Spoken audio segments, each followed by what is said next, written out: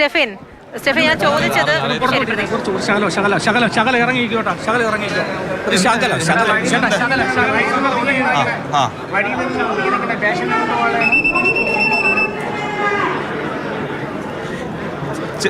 ചേട്ടാ, ഇത് എവിടെയാണ് ഉണ്ടായത്? എവിടെ ഇതോടെ ഫസ്റ്റ് ഫ്ലോർ സർജിക്കൽ ഐസിയു.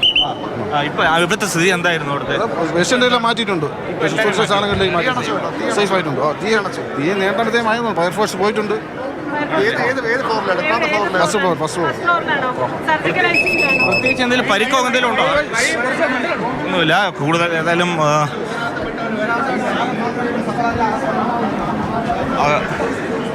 കാരണം ഇപ്പോഴും ആളുകളെ ഇങ്ങോട്ട് പുറത്തേക്ക് എത്തിക്കുന്ന നടപടികൾ ഇപ്പോൾ തുടർന്നുകൊണ്ടിരിക്കുകയാണ്. ഒപ്പം തന്നെ ഫയർഫോഴ്സ് അധികൃതർ അവിടേക്ക് എത്തി കൂടുതൽ പരിശോധന നടത്തുന്നു. അതിനിടയ്ക്ക്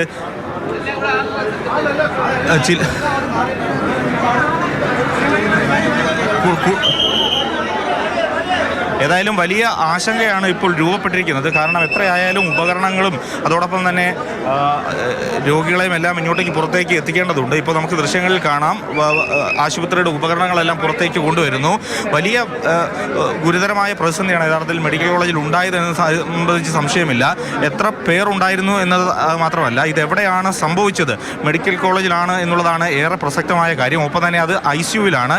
അതിഗുരുതരമായിട്ടുള്ള രോഗികൾ കഴിയുന്ന സ്ഥലമാണ്, പ്രത്യേകിച്ചും തീവ്ര പരിചരണ വിഭാഗം.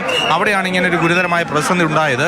ഇപ്പോൾ ഏതായാലും കൂടുതൽ ഉപകരണങ്ങൾ ഇങ്ങോട്ടേക്ക് പുറത്തേക്ക് കൊണ്ടുവരുന്നു. അതിന് ഫയർഫോഴ്സ് ഉദ്യോഗസ്ഥരുണ്ട്. ഞാനൊരു ഡോക്ടറാണ്, അധികാരപ്പെട്ട ഒരു സൂപ്രണ്ടാണ്, ഞാനല്ല.